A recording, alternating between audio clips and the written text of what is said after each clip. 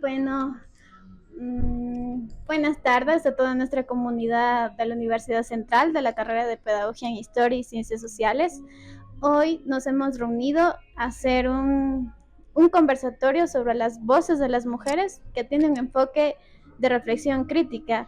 Nos está acompañando Roxana, que es maestrante de Sociología Política en la Flaxo.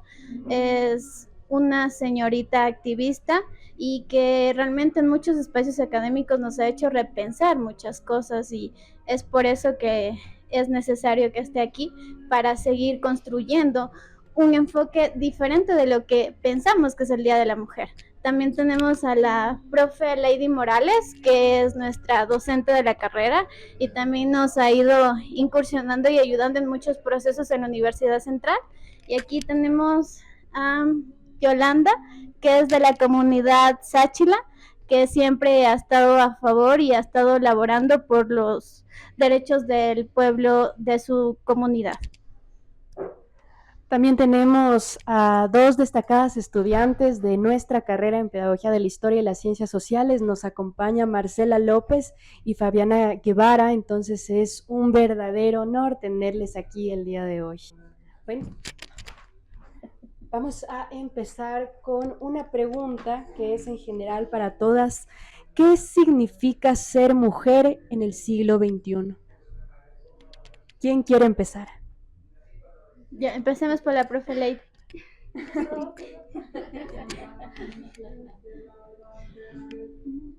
La otra vez veía un video en TikTok que decía, ser mujer en el siglo XXI significa ser madre, pero olvidar que trabajas, trabajar como que olvidar a ser madre, o verte como que no tuvieras trabajo ni hijos, y un sinnúmero de cosas que nos impone realmente el sistema como tal.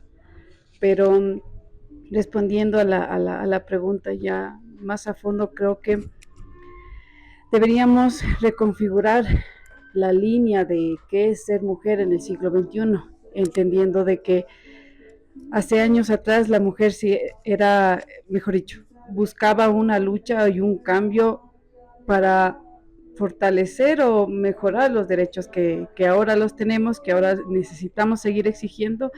Y entonces eso creo que es una de las cosas que deberíamos definir como la mujer ahora siendo trabajadora, siendo hermosa, siendo inteligente, debe seguir peleando por unos mejores derechos. Si eso, hasta ahí podría definir sobre mi definición de la mujer del siglo XXI. Ya, Muchas gracias. ya, bravo. Adelante. Tú, compañera, ayúdanos.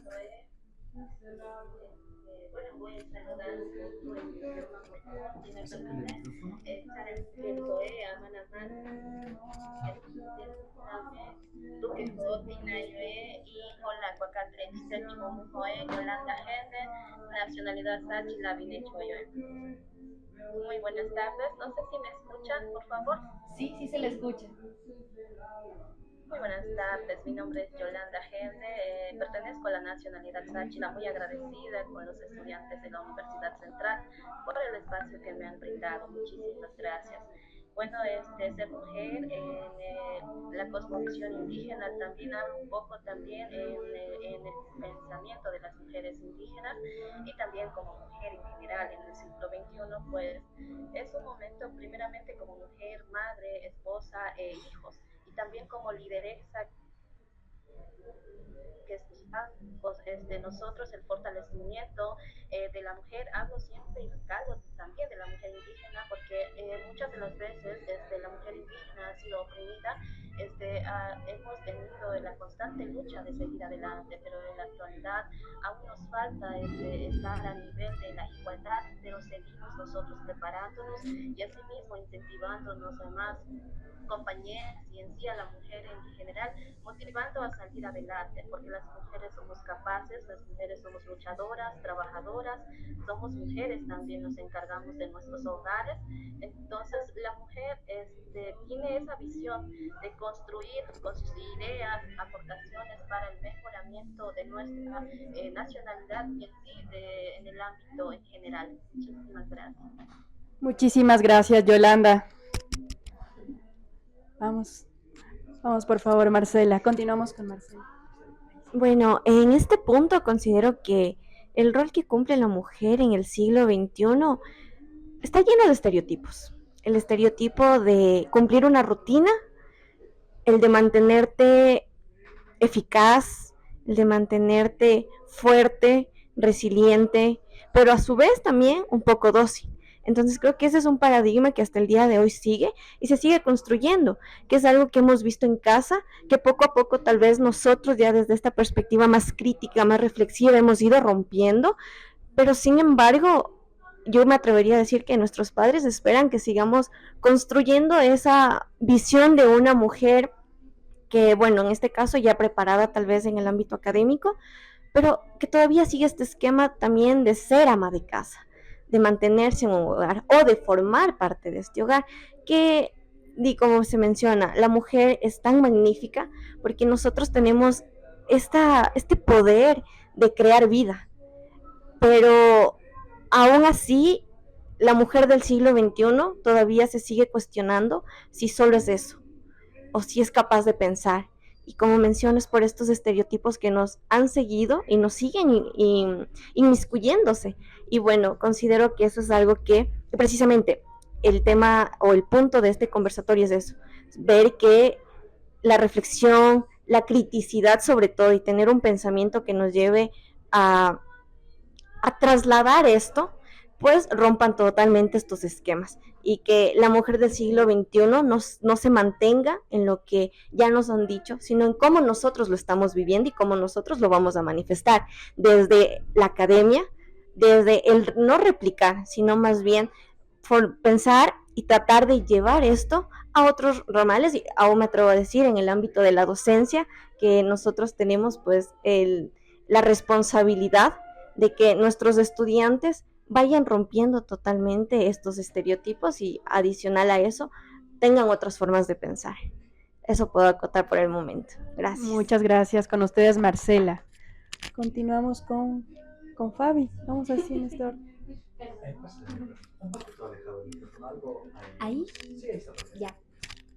Bueno, en primer lugar, estoy totalmente de acuerdo con Marcela, porque sí considero que la mujer del siglo XXI, más que nada, debería estar preparada y formándose para romper todos esos esquemas que durante años se han implementado. Ya tiene que ver también el contexto histórico y todas estas, ¿cómo decirlo? Estos pensamientos que se vienen manteniendo desde varias generaciones atrás. Entonces nosotros de pronto como profesionales, como educadores, como personas que en algún momento vamos a formar a alguien más, sí deberíamos romper estos esquemas, haciendo que la mujer no solo considere que está condicionada a cumplir roles de responsabilidad en acuerdo a su género, sino que es mucho más que eso. Es una mujer empoderada, que tiene autonomía, que tiene muchas maneras de demostrar todas sus capacidades. Eso sería por mi lado. Tenemos a Roxana también. A mí se me hace un poco complicado el hacer como la división de mujer y mujer afrodescendiente porque es la única vida que yo he tenido como mujer. Y yo les escuchaba y me hizo como bastante ruido el hecho de la sociedad nos quiere dóciles. Y yo he tratado como de resignificar eso y decir, sí, o sea, nos quieren dóciles, pero también es necesario que nosotros conservemos la ternura. Y considero que es importante que nosotros conservemos la ternura, porque si bien es cierto, el papel de las mujeres siempre ha sido el papel de la guerra, pero específicamente en el contexto actual en el que nos ha tocado desarrollarnos, nosotros ya hemos salido como del cascarón de la invisibilidad.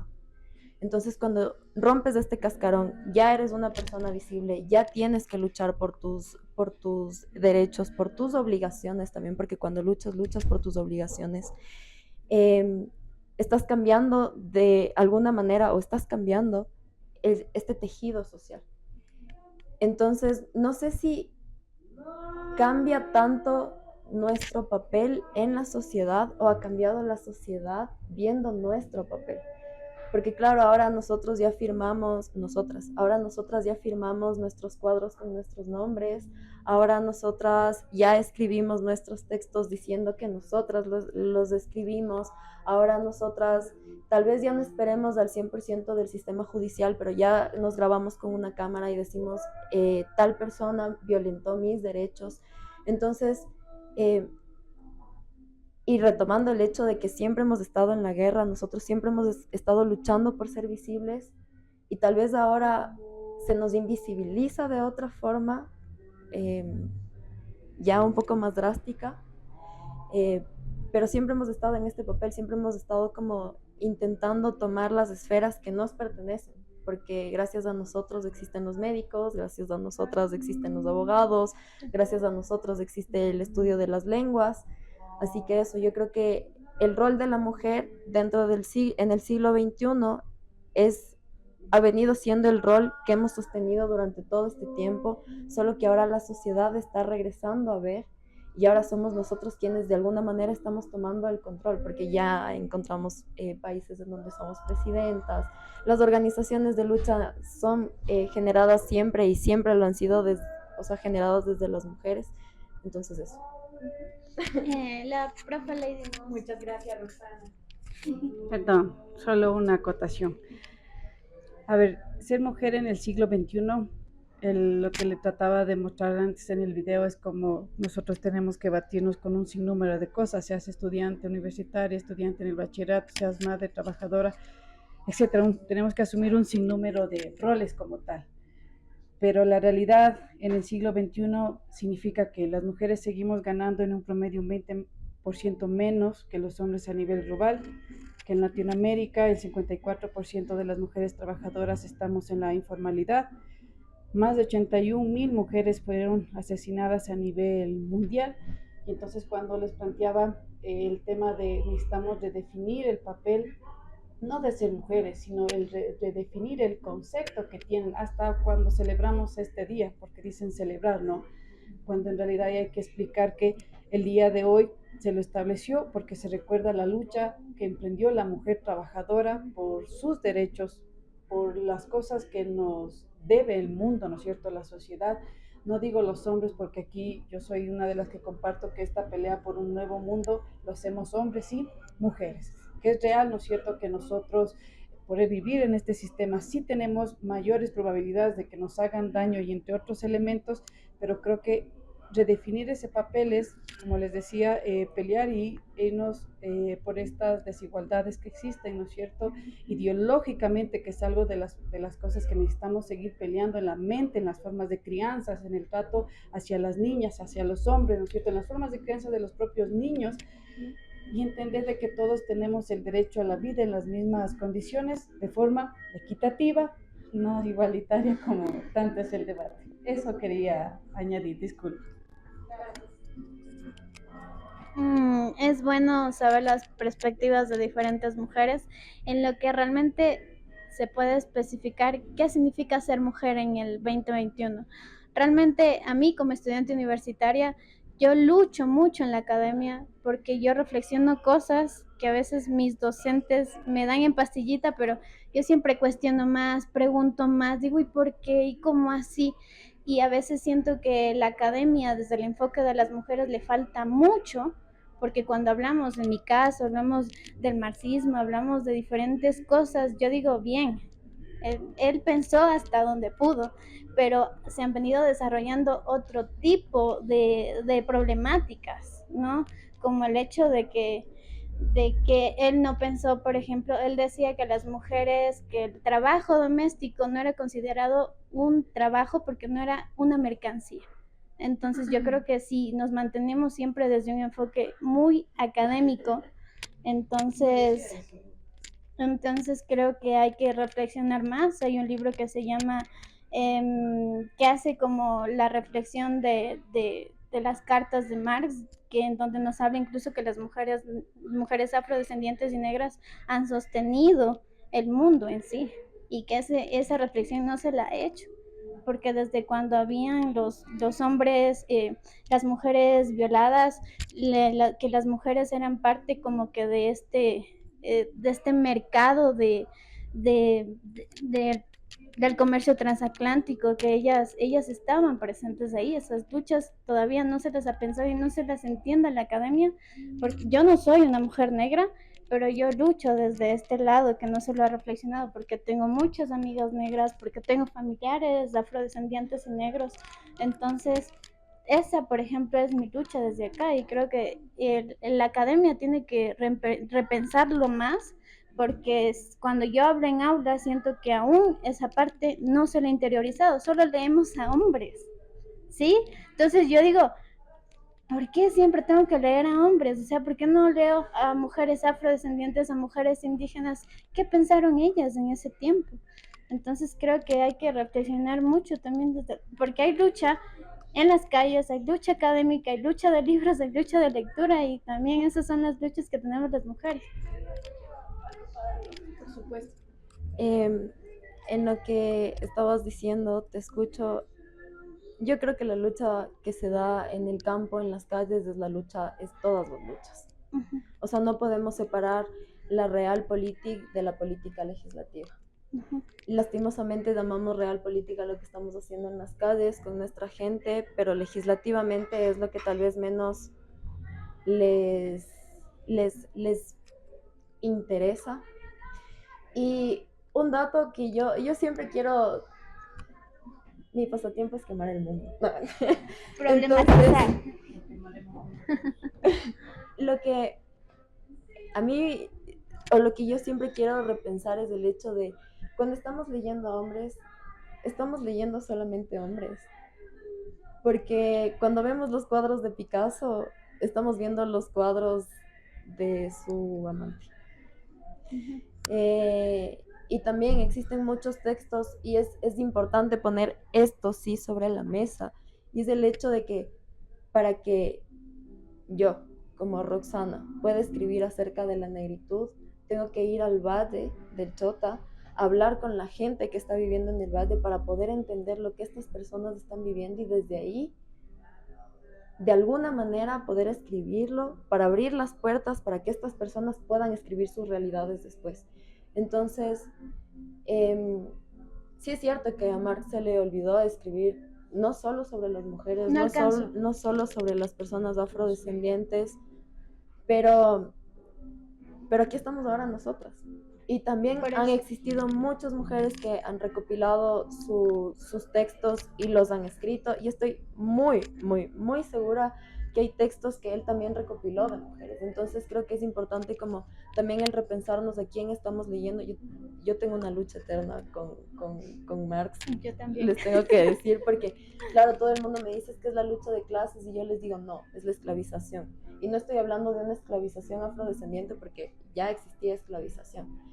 Entonces, eso, o sea, como el repensarnos, y en el momento en el que nosotros repensamos, cuando tú lees un texto, tú te das cuenta cuál es la sequedad del texto escrito por una masculinidad y cuando tiene otro tipo de pasión. Entonces, como preguntarnos quién estaban con estas personas, porque todas las obras que escribieron no las escribieron solas. Claro, muchas de esas obras estuvieron escritas por sus esposas también. Muchas cosas que Marx, o en los libros que yo he leído, o párrafos que he leído, él en algunas circunstancias cita a mujeres cuando habla, ¿no?, del trabajo de la mujer, de estas luchas, porque habla, pero no profundiza mucho, pues, de lo que yo he visto. Entonces, por ejemplo, mucha gente que no ha leído bien a Marx, o que todavía seguimos en esta lucha de comprenderlo, creen que esas frases las dijo Marx, y esas frases las dijeron las mujeres. Ellos reflexionaron antes que él. Sí, solo mencionar que justo cuando venía acá, pensé en eso de a cuántas mujeres escritoras he leído, porque me puse a replantear, decía, más hemos tenido esa incidencia de escritores hombres, pero también creo que ha sido en cierta parte, no por decir es que la sociedad nos implanta que leamos solo escritores masculinos, sino que también es por nuestra decisión. Y es ahí cuando yo entré en conciencia de decir, es verdad, ¿he leído escritoras mujeres? Claro que sí.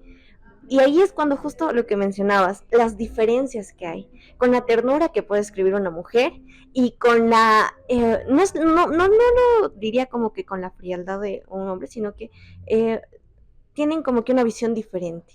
Entonces creo que también eso viene a replantear un poco el tema de cómo mujeres, cómo nosotros nos consideremos o cómo nosotros nos vemos. Y también qué contenido accedemos. Porque creo que eso también nos va a nosotros generando estas cuestiones de ir pensando y evidentemente eso va a influir en cómo nosotros pensemos. Y creo que eso también entra en la palestra de cómo nos vemos como mujeres. Porque no es todo lo que nos impone una sociedad, sino que también es lo que yo, en el círculo en el que crecí, cómo me voy visualizando y en base a qué me voy guiando. Entonces, eso también creo que es importante plantearlo dentro del tema. 10 segundos. Solo plantearles que yo comparto lo que Clara plantea de que es real. Solo nos establecen, sea decisión o no nuestra, nos establecen autores hombres. Pero insisto, no. Yo creo que leer el marxismo y leer, no solo el marxismo, todo, el anarquismo y todas sus cosas, significa profundizar. Miren, el marxismo no es solo Marx. Les invito a leer a las hijas, a Laura, ¿no es cierto? Correcto. Entonces, a ver de que ellas, ¿no es cierto?, continuaron con el legado de Marx, pero no dejaron de ser la pelea por el tema de la mujer, ¿no es cierto?, sus derechos. La esposa también de Marx ayudó muchísimo, y eso es, por ejemplo, algo que yo quería plantearles, porque no deberíamos centrarnos en si nos imponen lecturas de hombres o no, porque miren, aquí en el Ecuador también algo que me pareció siempre vacancísimo es que aquí, perdón el término, es que aquí en el Ecuador existieron las guarichas, ¿no? Y ustedes deben conocer mucho de ello, más que yo, que no soy histórica, o sea, no es mi especialidad. Pero en realidad, miren, ellas fueron todas unas líderes combatientes, estrategas, ¿no es cierto?, que no eran solo el elemento logístico, como a veces les tratan de minimizar, sino también eran todas unas combatientes que dirigían la pelea, ¿no es cierto?, independista. Entonces, esos son claros ejemplos, y otros, ¿no? Ahí por está Manuela León, y no solo Manuelita Sáenz, sino que esas cosas creo que eso significa repensar, ¿no?, y definir, porque nos vuelca a nosotros mismos a decir, a tener esa pelea interna, y decir, no, a ver, ya, voy a quitarme esos prejuicios que tengo y ya, yo me equivoco o creo esto, entonces, pero ya, avancemos leyendo y descubriendo cosas, y después encontramos cosas bastante maravillosas que nos quitan a veces lo prefijado que ya estamos. Ya no molesto más. Bueno, justamente a todas las escuché, ¿no?, y con bastante atención. De hecho, hay algo que a veces a mí me hace plantear y a veces no me deja ni dormir porque de verdad que me lo he pensado bastante, y es el hecho de que a muchas mujeres luchadoras que están en este camino de emancipación, ¿se las reconoce realmente por ellas o porque tienen a un hombre al lado? Por ejemplo, les planteo, y yo venía pensando, para venir acá, estaba estudiando un poquito. Yo decía, por ejemplo, a Manuela Sáenz, ¿se la reconoce porque ella hizo algo importante o se la reconoce porque es la libertadora del Libertador? Entonces, bueno, la amante, partiendo de ahí. Fue el amante de Manuela Sáenz, porque ella estaba casada. Él era el amante. Bueno, pero vamos al punto de que no se le está reconociendo por lo que ella es. Y en historia prácticamente te lo enseñan que es porque es el complemento de un hombre, no por lo que es ella o lo que ella pudo realizar, sino más bien por quien le acompaña. Entonces eso sí me deja pensando y digo, entonces lo que yo hago como mujer no es válido ante nadie, porque necesito de pronto a lo mejor un hombre que a mí me respalde. Entonces, sí, hay digamos, ese esquema. Y ahora hay otra cosa que también yo lo he pensado y siento que sería importante de pronto conversarlo más adelante, es que nosotras, bueno, hablando un poquito de mi experiencia personal, se te cría con un condicionamiento desde que eres muy niña. No sé si a lo mejor ustedes escucharon alrededor de su crianza, es que las niñas maduran más rápido que los niños. Primero, ¿qué pienso yo sobre eso? Físicamente, hormonalmente, tal vez. La Lady puede saber un poquito más al respecto. Puede ser, tal vez. Pero a nivel cognitivo, tú puedes desarrollarte de la misma manera que un niño, con, digamos, excepciones de pronto presentar alguna discapacidad.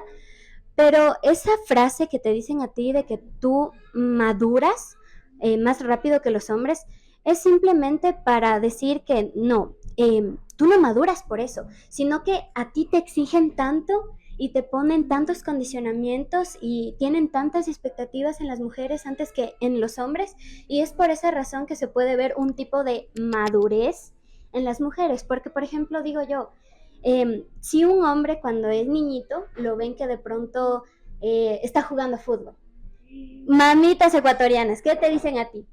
Machona, si tú eres niña y te vas a jugar fútbol, no seas machona. Entonces, ¿por qué lo que un hombre hace con tanta normalidad está bien, pero si yo soy mujer y lo hago, entonces está mal? Entonces creo que deberíamos partir de eso, de que se condiciona, y justamente vamos a hablar después de política y pues quería decir eso. No sé, ¿alguien? Tal vez. Uy, perdón. Bueno, lo que ustedes están mencionando, y como nos mencionaba Roxana, el amante fue Simón Bolívar, no fue ella, pero históricamente el Ecuador cree que ella fue la amante. Entonces, por eso desde las aulas, esos docentes de historia tienen que investigar bien y también hablar de las mujeres en la lucha de la independencia, porque no se les nombra. Y las mujeres negras y afrodescendientes también tocaron un papel importante y también se las oculta, no se las nombra. Entonces no es que esa lucha siempre fue de hombres, de la libertadora del libertador. Yo siempre digo, ¿cómo así la libertadora del libertador? ¿Cómo así que calladita me veo más bonita? O sea, ¿por qué? Entonces todas esas cosas hay que reconfigurar. Y me parece interesante las reflexiones que hemos estado haciendo. Un dato más Para repensar. Allá, no, mentira. Ni siquiera era Manuela. Manuela, el papá de Manuela le compró una esclava, porque ahora todo el mundo quiere romantizar la historia de Jonatás diciendo que Jonatás era la amiga de Manuela. No, no eran amigas. Jonatás era su esclava. Entonces, claro, Simón Bolívar necesitaba los caminos de liberación, ocupaban los caminos del pueblo negro, y era Jonatás la que utilizaba la ropa de Simón para ir en el caballo de Simón, y si la mataban a ella, no a Simón. Entonces, no fue Manuela, no fue Simón, fue Jonatás. Ya, con eso. Ya. Gracias. Muchas gracias. Bueno, pasemos a la siguiente pregunta. Que es cómo podemos visibilizar un enfoque interseccional en conmemoración del Día de la Mujer, desde las diferentes luchas de las mujeres, porque cada mujer tiene diferentes identidades, ¿no? A veces se dice la identidad del Ecuador y tenemos varias identidades dentro de ese proceso. Entonces ustedes como mujeres, tanto desde su rol, ¿cómo pueden visibilizar estas luchas desde un enfoque interseccional? Mi querida Yolanda, empezamos contigo, por favor. Sí, muchísimas gracias. Un poco recalcando lo que las chicas conversaban en el diálogo, como comentaban, ¿no? De que Manuela no fue, como se dice, ser la intelectual, digamos, de la libertad, sino que una vez más, en la época colonial, siempre los pueblos originarios o también los compañeros del pueblo afro han sido utilizados por estos, por el sector colonialismo, de la colonialidad, como se ha venido viviendo siempre. Entonces, ¿cómo ellos quieren visibilizar algo que ni siquiera fue de ella? Muchas de las veces se ve que tanto el poder, lo que es el poder, tanto el poder económico, lo que es el poder de ciertas familias que siempre ellos quieren protagonizar.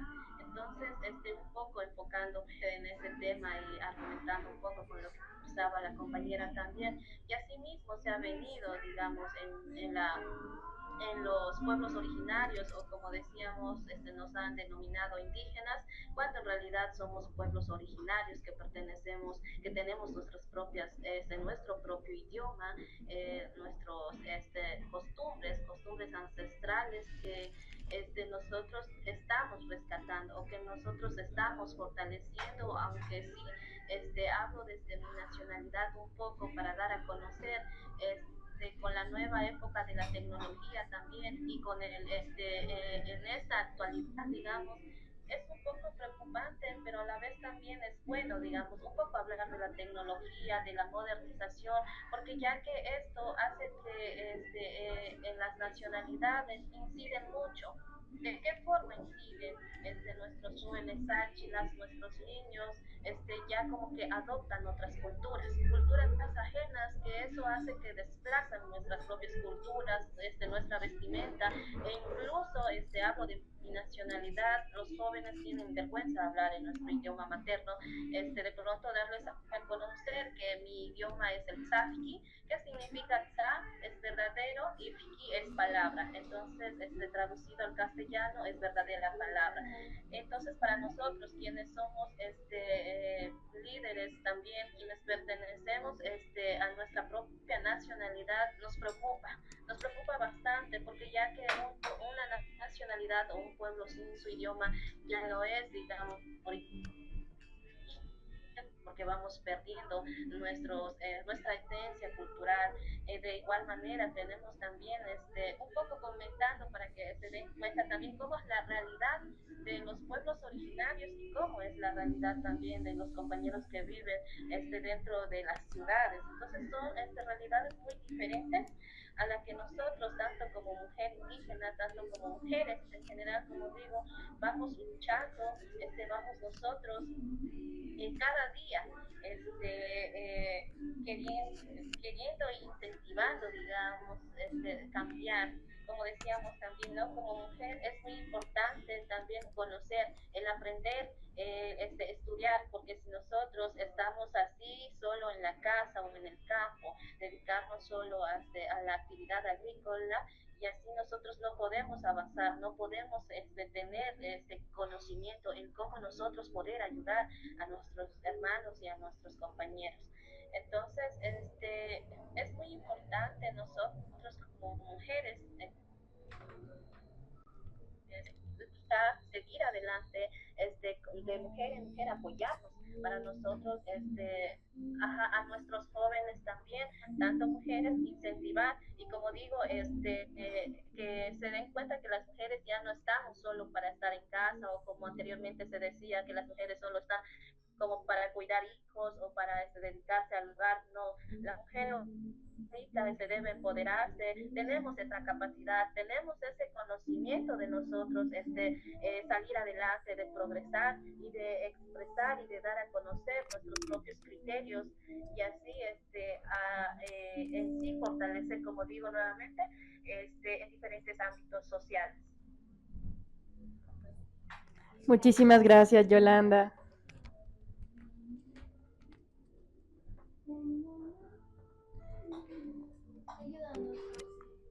Con la pregunta. ¿Cuál era la pregunta? Ya la vuelvo a repetir, ¿ya? ¿Cómo podemos visibilizar desde un enfoque interseccional las múltiples luchas que enfrentan las mujeres en el Día Internacional de la Mujer, tomando en cuenta sus diferencias étnicas, sociales y culturales? Creo que el primer paso lo estamos dando.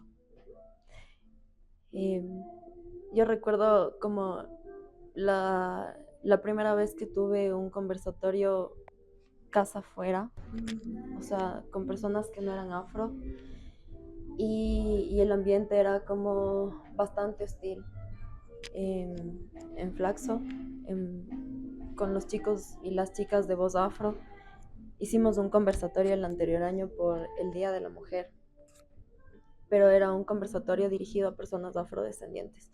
Entonces entró una compa y en medio de todo, los conversatorios a veces son bien calientes. Entonces, en medio de toda la discusión, esta compa se para y nos dice: quisiera saber cuál es su visión sobre Palestina. y una hermana, justo ese día cumplía 4 meses más o menos de haber perdido a su hermano en Esmeraldas. Entonces ella le decía, ¿por qué estamos viendo las situaciones que están pasando afuera y no nos damos cuenta de lo que está pasando aquí adentro? En el Congo también hay un genocidio y está pasando un genocidio en Esmeraldas y está pasando un genocidio con las personas que viven en el oriente y está pasando un genocidio con las personas indígenas que viven en sectores petroleros y nadie está hablando de eso. Y en estos diálogos es en donde se entretejen soluciones, porque como ya lo hemos dicho en todo este tiempo sentadas aquí, la lucha social nace, o mejor dicho, la lucha social es parida por las mujeres. Entonces, para que las mujeres blancas se paren un día y digan, queremos ir a pelear por nuestro voto, habían mujeres negras que estaban cuidando a sus niñas. Tal vez ellas no lograron dimensionar eso. Pero en realidad estos diálogos en donde nos podemos sentar a conversar, en donde yo expongo mis realidades, ustedes exponen sus realidades, ya se quedan dudas. Y en algún momento vamos a encontrarnos en el camino porque nada es casualidad en esta vida y vamos a tener que trabajar juntas o hacer algo juntas. Entonces yo creo que el primer paso es como la organización, y la organización empieza con el diálogo. Tal vez no con los diálogos súper institucionales, sino con estos diálogos en donde podemos reírnos, en donde podemos conversar, en donde podemos contar lo que realmente está pasando y claro, después de eso tomar las armas. Y cuando digo tomar las armas no me refiero simplemente a lo bélico, pero nuestra palabra también son armas. Entonces, que el día de mañana, y es algo que igual lo pongo sobre la mesa, ¿no?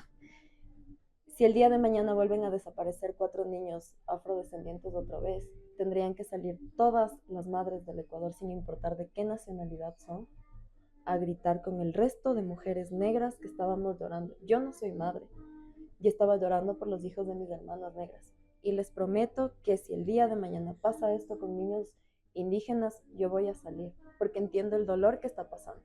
Entonces, siento que el primer paso es esto, y después de estos diálogos empieza la organización. Como nos vamos a encontrar en la calle, oye, Rox, hagamos una olla comunitaria y la gente va a llegar y les vamos a dar de comer, pero aparte, mientras comen, les vamos a ir metiendo ideas de por qué, no sé, me invento, por qué lo mejor sería a la izquierda. No soy partidista, pero lo digo, ¿no? Entonces, como de ahí salen las organizaciones, de esto, de los diálogos, de el ser fragilidad entre nosotras. Eso. Muchas gracias. Un aplauso.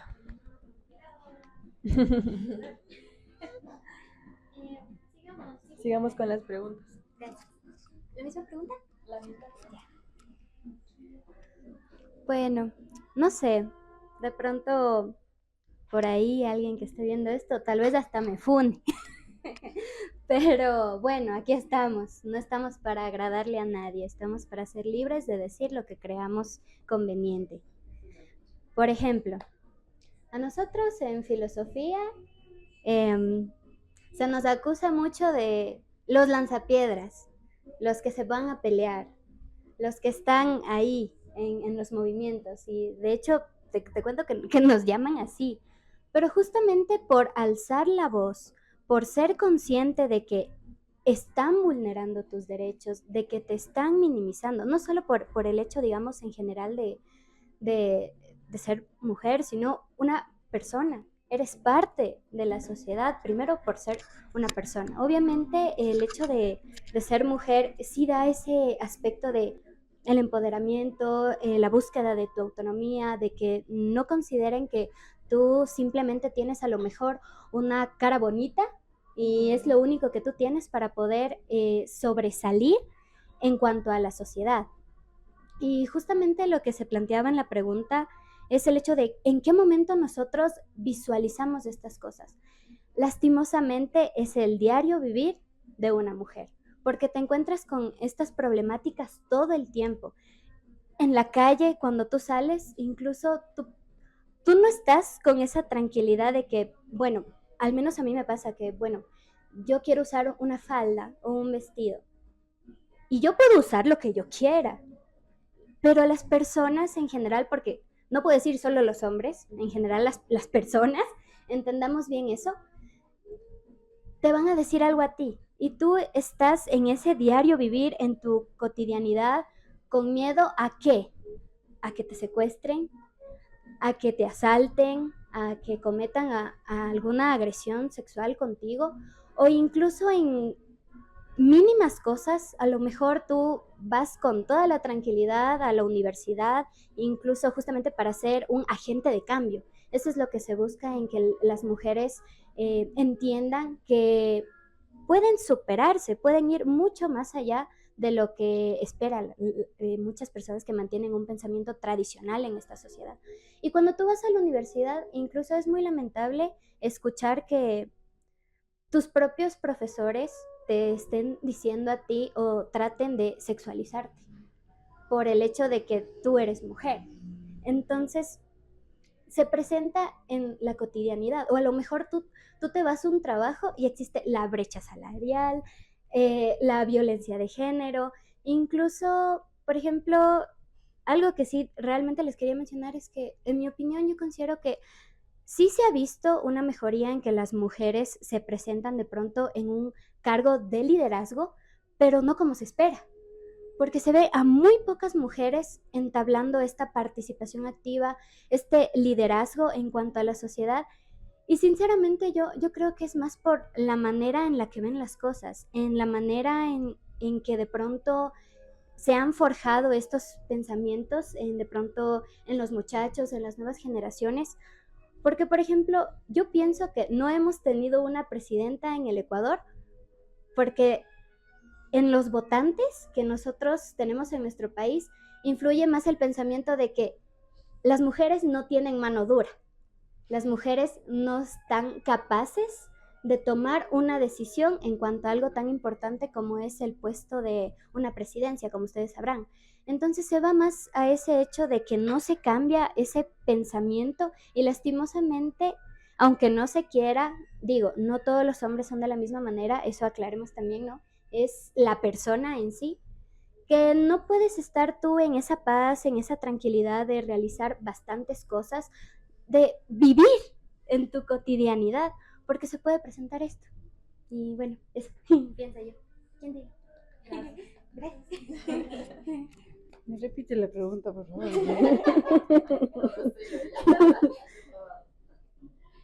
¿Cómo podemos visibilizar desde un enfoque interseccional las múltiples luchas que enfrentan las mujeres en el Día Internacional de la Mujer, tomando en cuenta sus diferencias étnicas, sociales y culturales? A ver, algún rato me acuerdo que en el colegio tenía que dar una charla sobre un evento que hicimos cuando éramos guambras y les decía, ¿en qué se diferencia el mundo?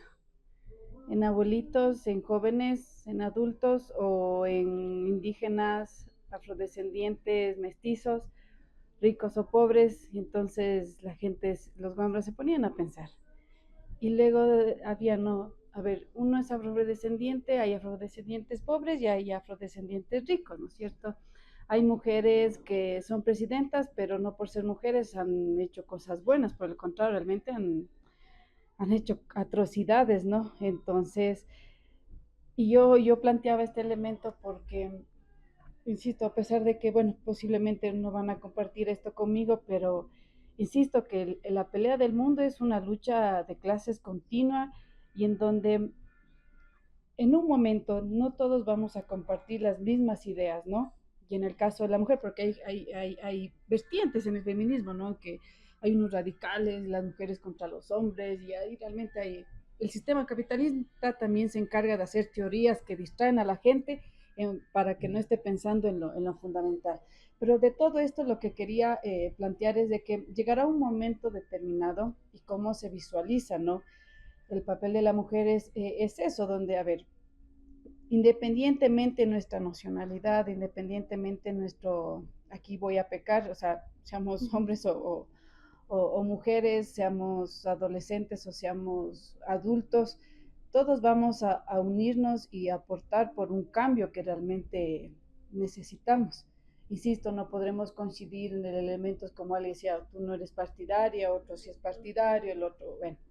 El tema en concreto es que todos van a coincidir y pelear por ese mundo que es diferente, justo, equitativo para todos y sobre todo que visibilizarnos, ¿no es cierto?, nosotras y entender que todos los factores están ahí, va a ser esto, trabajar hombre a hombre, ¿no es cierto?, por todo lo que venimos haciendo, como, insisto, o sea, porque yo le escuché algo otra vez a una señorita, no me acuerdo si le cachan ustedes, es la señorita, recién se graduó, ella también hacía la pelea, ¿no? Pero ella era un poquito más radical, y decía, no, a mí solo me interesan los afrodescendientes, no me interesan el resto, la lucha es solo por mí, y entonces ya Suri creo que era, no, eso, los demás, le decía,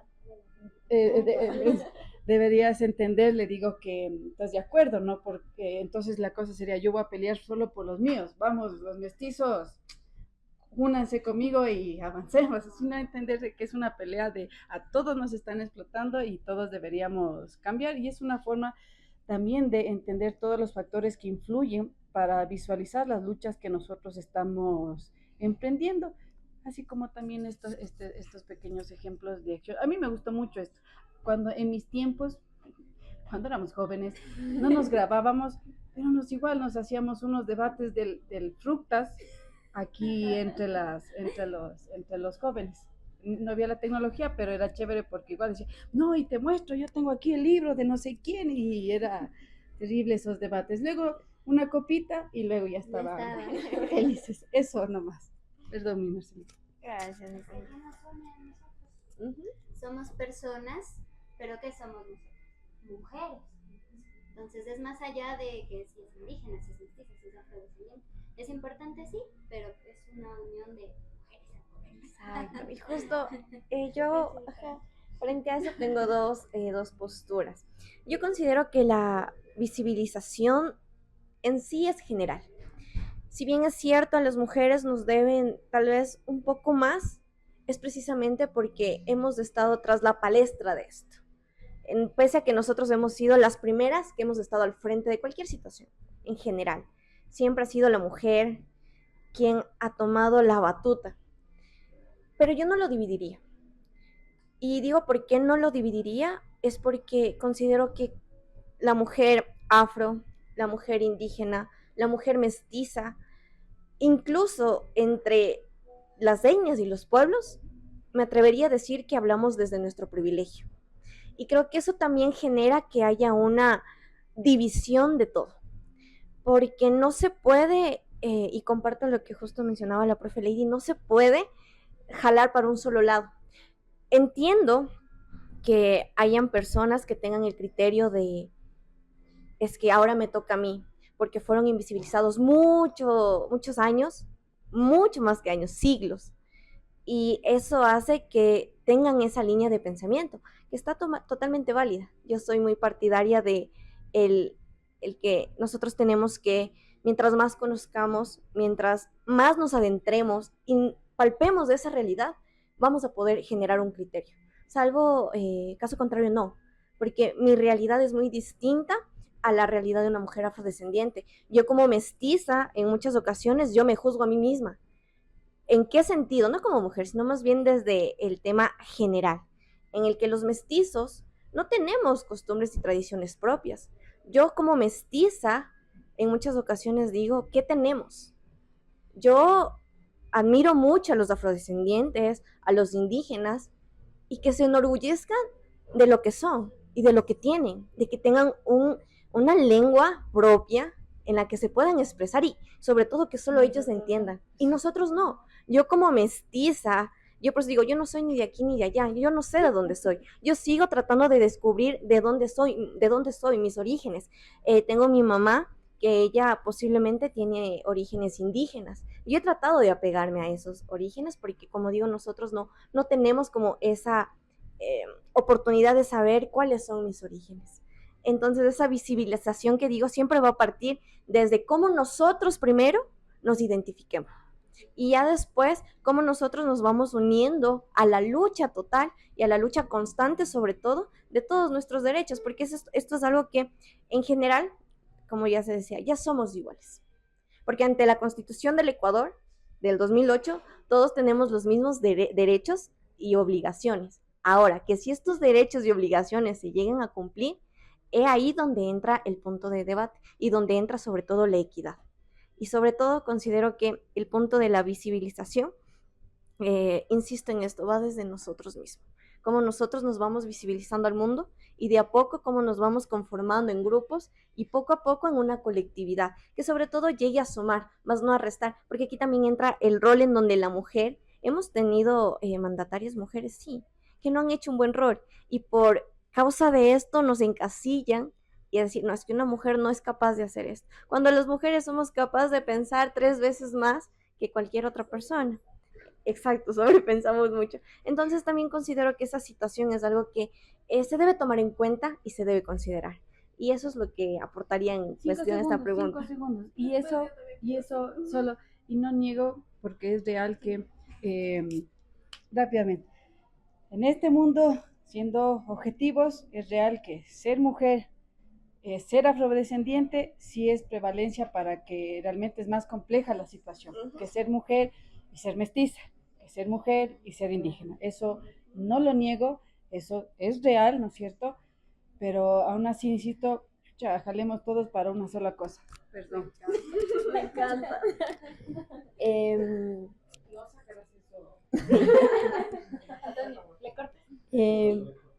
Yo les había dicho al inicio, yo sí soy separatista. Y hay full gente que me funa y quema y hay gente que se ha salido cuando cojo el micrófono en los conversatorios.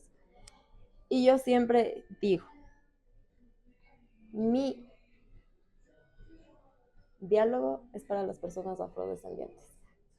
Y es para las personas afrodescendientes porque existen un montón, yo no soy activista, yo soy militante.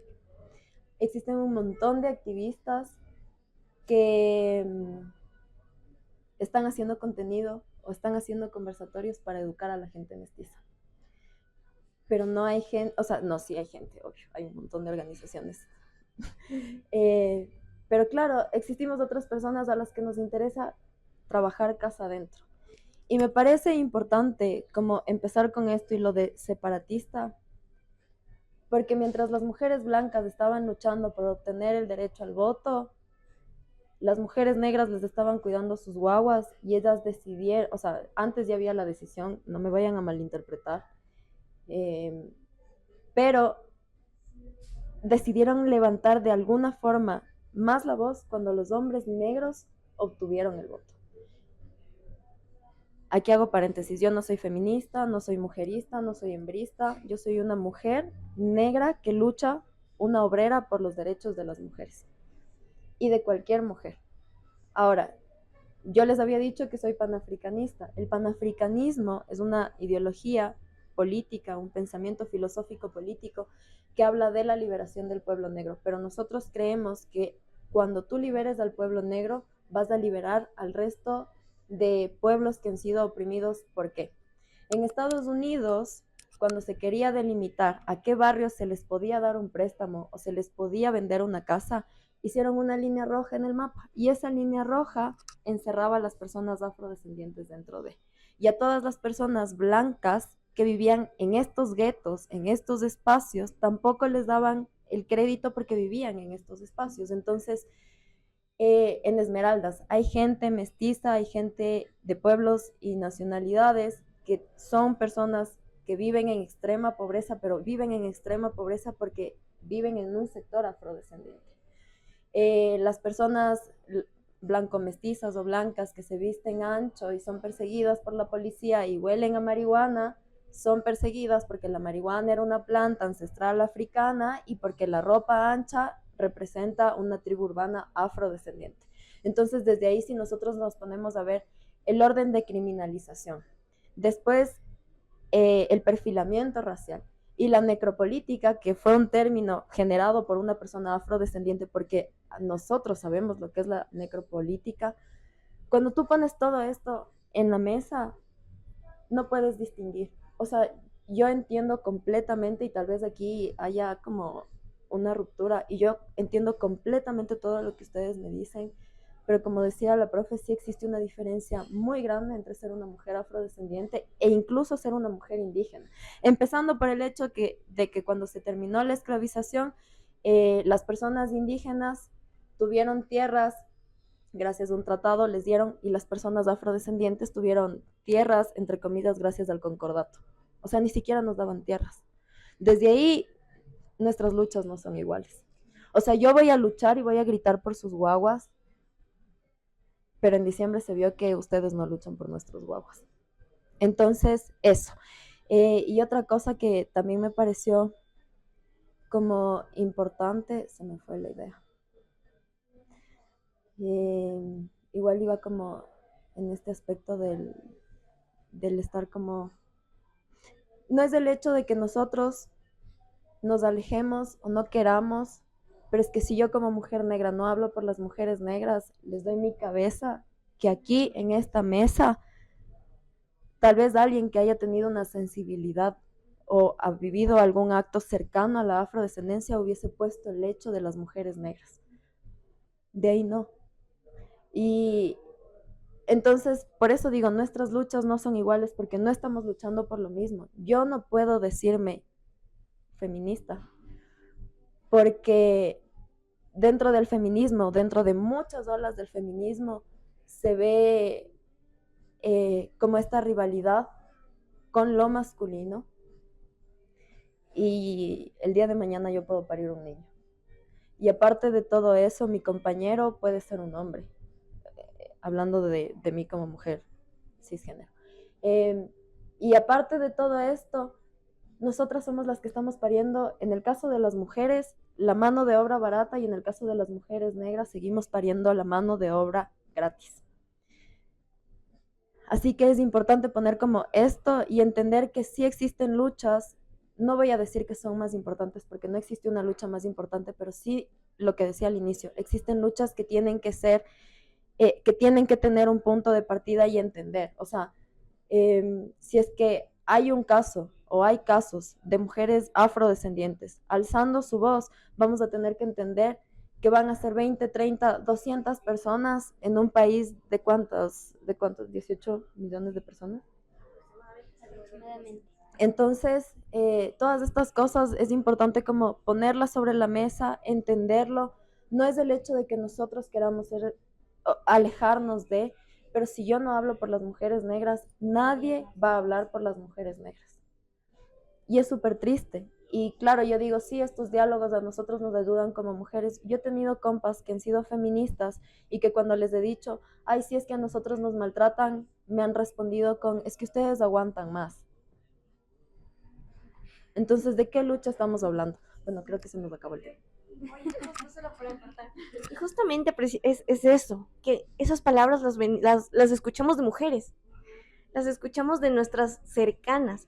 Y acotando justo con lo que mencionabas, es ahí cuando digo dónde está la esencia de esto, que las luchas, si bien es cierto, hay que entenderlas desde su contexto, desde su realidad, porque como yo en eso sí soy muy, trato de ser muy, muy específica. A mí no me gusta hablar de lo que yo no sé, y mucho menos inmiscuirme en algo que yo no he palpado, porque yo siento que estoy hablando de una realidad que es ajena a la mía. Como tú dices, entender desde la sensibilidad es una cosa.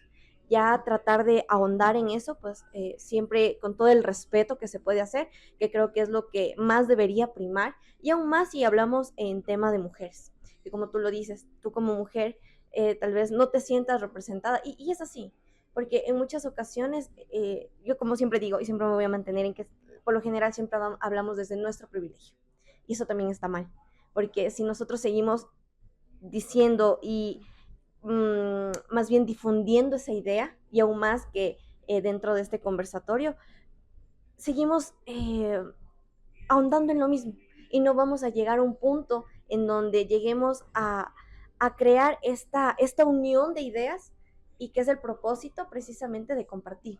Entonces sí creo que es muy, muy importante plantear esto. Y se me fue la otra idea.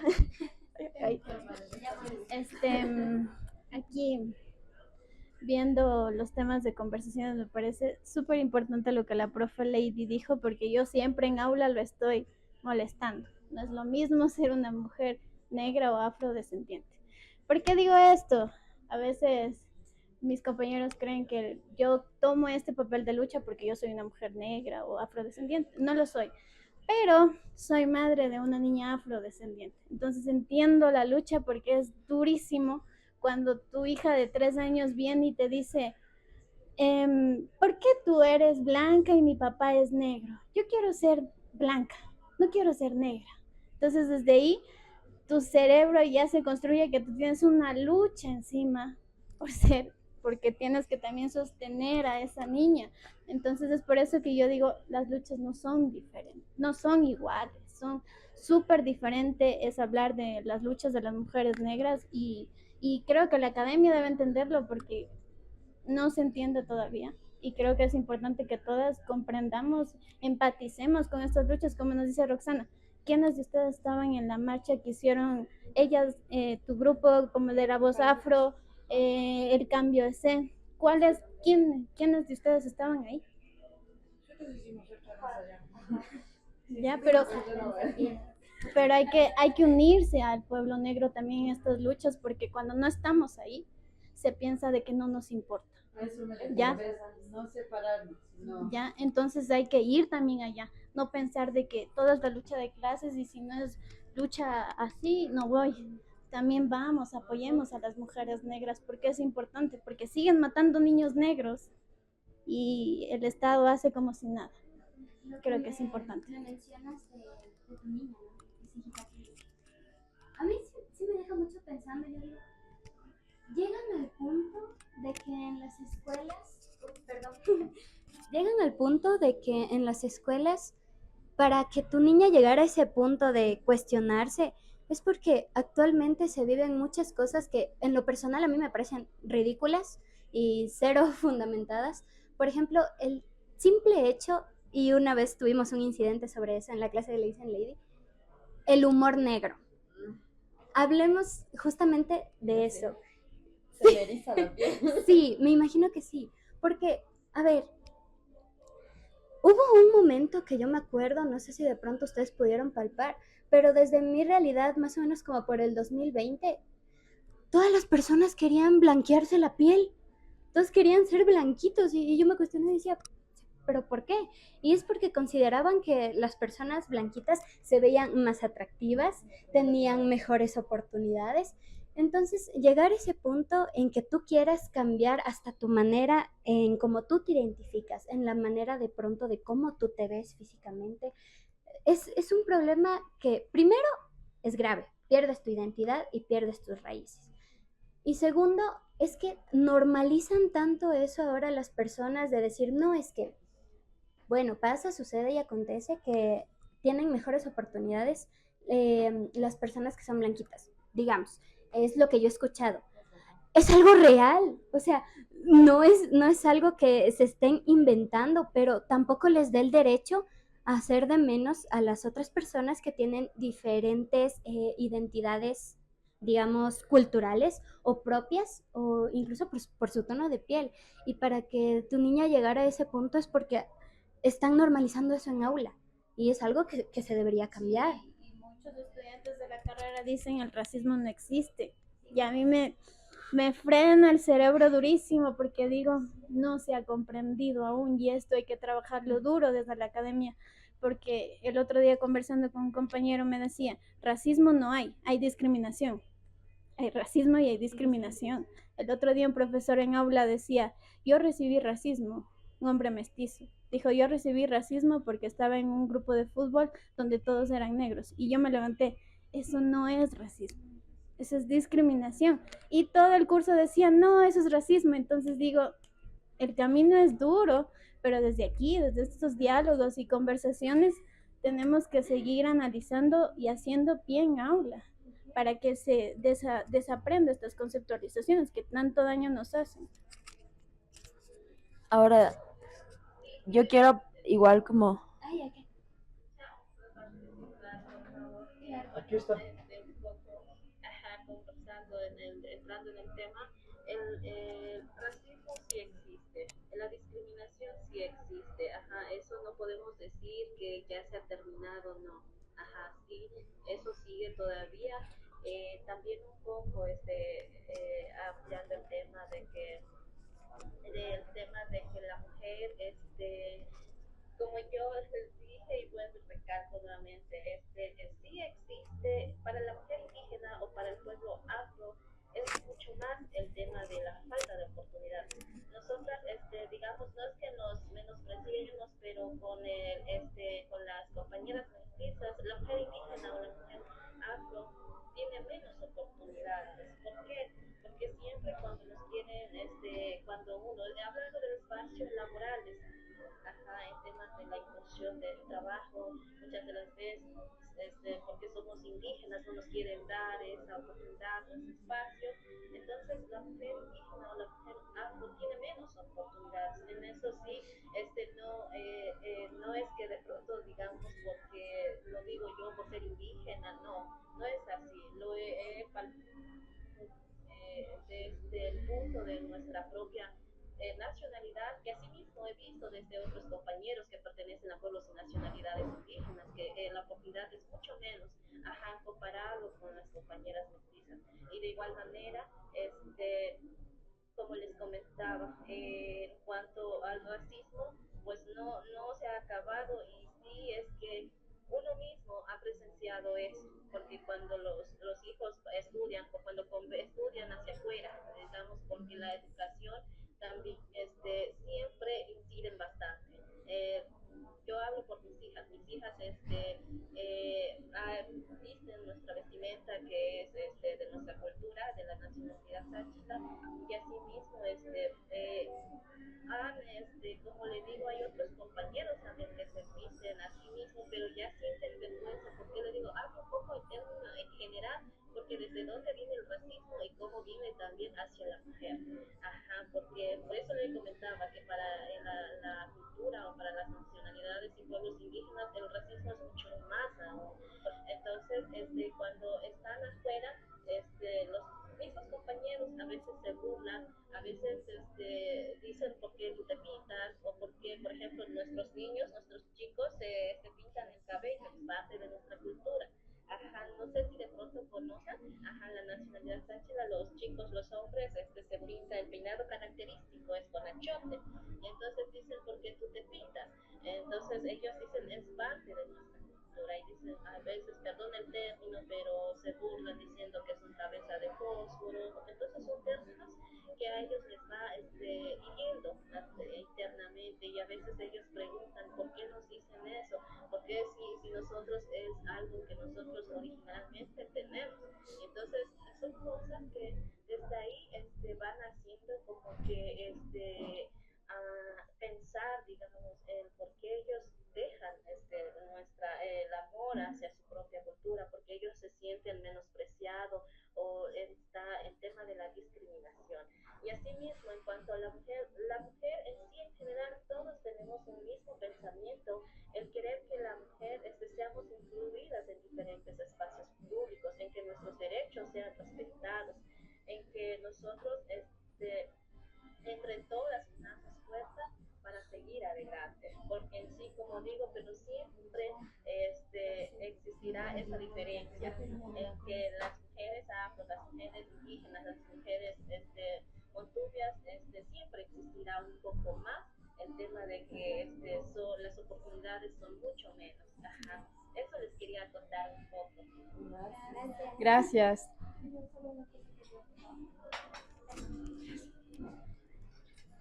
Ya, yo ya me acordé lo que iba a decir hace rato. Y es que, a mí hay algo que se me hace súper curioso siempre que llegamos a estos puntos de los conversatorios, y es el hecho de que las personas mestizas dicen que no existe una identidad mestiza. Pero ustedes como historiadoras deben cachar y saber que el barroco es la expresión más grande del mestizaje.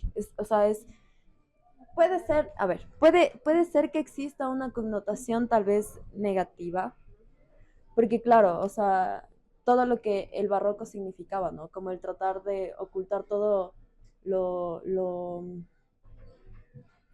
todo lo que lo blanco había dejado de malo e imponerlo como algo hermoso, la movilidad de la ropa, la censura de la desnudez. Pero claro, el barroco tiene su música, tiene su arquitectura, tiene su poesía, tiene su propio tipo de vestimenta, y de allá para acá viene el sanjanito, viene el capishka, viene el pasillo, vienen las coplas, todos estos géneros que tienen una guitarra española, pero también tienen un sonido, el sonido en seco que va a la tierra, que es cuando baila el pueblo indígena. Entonces, tal vez siempre ha existido esta connotación hacia lo malo del mestizaje, pero eso no significa que el mestizaje sea algo malo. O sea, el ser, el tener dentro de ti la posibilidad de tener un montón de culturas, un montón de etnias, creo que es algo que se debería aprovechar, y desde ahí poder conocer otro tipo de comunidades de pensamiento, de sentires. Entonces, creo que el problema del mestizaje, y perdón si es que digo algo no tan agradable, el problema del mestizaje es que se ha pasado estudiando al indigenismo, a la afrodescendencia, y jamás vio hacia adentro. Entonces tienen una población latinoamericana, una población mundial de mestizos que no entienden qué es ser mestizo. Pero yo, como una mujer negra, me siento y les veo cantar o bailar un San Juanito y digo, eso es ser mestizo. O sea, que ustedes, o que de alguna manera la blanquitud, otros lo llamarán capitalismo, como quieran llamarlo, la blanquitud ha intentado decir que, claro, lo que se acerca más a lo blanco, porque claro, cuando el indígena llega a estos, el mestizo llega a estos espacios blancos, el otro es el mestizo. Y para el mestizo también es complicado entenderse el otro. Entonces, creo que esa es la conexión con el mundo que se da cuando las personas de aquí salen a otros países arios, y es que se dan cuenta que el ser mestizo en un país blanco es ser el otro. Y ahí es donde ves que los conciertos de chicha, los conciertos de chicha, los conciertos de folclore, los conciertos de, yo qué sé, de Dombriel, cuestan más en el extranjero que aquí. ¿Por qué? Porque allá sienten lo que es ser mestizo. Entonces creo que también es importante como resignificar esto, y desde ahí entender que el mestizo tiene su mestizaje y ya no se mete como a apropiarse de otras culturas y otras etnias, porque en Flaxo hay una broma muy, muy curiosa que es de compañeros que hablan de otros compañeros que son mestizos y están como conociendo el mundo indígena, y les dicen los transindigenistas. Pero claro, es esta noción, ¿no? De que existe un mestizaje y las personas mestizas no están viendo casa adentro, entonces no pueden escribir, no pueden entenderlo, no pueden escribirlo, no pueden leerse, y están escribiendo de otras etnias y lo están haciendo mal para poder perpetuar un poder blanco que tampoco les compete, porque la blanquitud les ve como el otro. Eso era todo lo que quería decir.